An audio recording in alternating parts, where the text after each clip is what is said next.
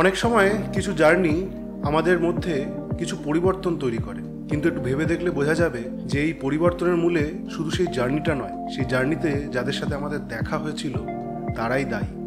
Saint of a woman 1992 সালের একটি ছবি, যেখানে অ্যাল পাচিনো অভিনয় করেছেন লেফটেন্যান্ট কর্নেল ফ্র্যাঙ্ক স্লেডের ভূমিকায়।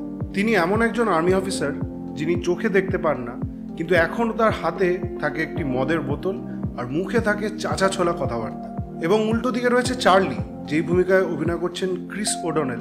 তিনি একজন স্টুডেন্ট যে থ্যাঙ্কস গিভিংয়ের উইকেন্ডে কিছু এক্সট্রা টাকা উপার্জনের জন্য এই ফ্র্যাঙ্ক স্লেডের ক্যারেক্টারটির দেখাশোনা করার জন্য আসে।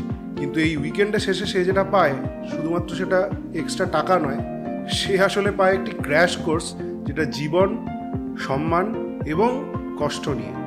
সেন্ট অফ আ ওম্যান ছবিটাকে আপনি অনেক রকম জনের মধ্যেই ফেলতে পারেন। এটি একটি বন্ধুত্বের ছবি, এটি একটি রোড ট্রিপ, এটি একটি ক্যারেক্টার স্টাডি এবং এটি একটি কামিং অফ এজ ড্রামা হিসেবেও দেখা যেতে পারে।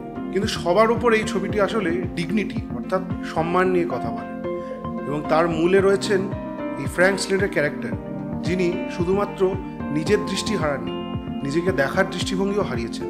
কিন্তু তা সত্ত্বেও তিনি যেটি ধরে রাখতে পেরেছেন সেটি হচ্ছে তার নিজের সম্মান। এবং এই ছবির শেষে একটি মোনোলগ আসে, যে মোনোলগটি কিন্তু এনে দিয়েছিল অ্যাল পাচিনোকে তার প্রথম অস্কার।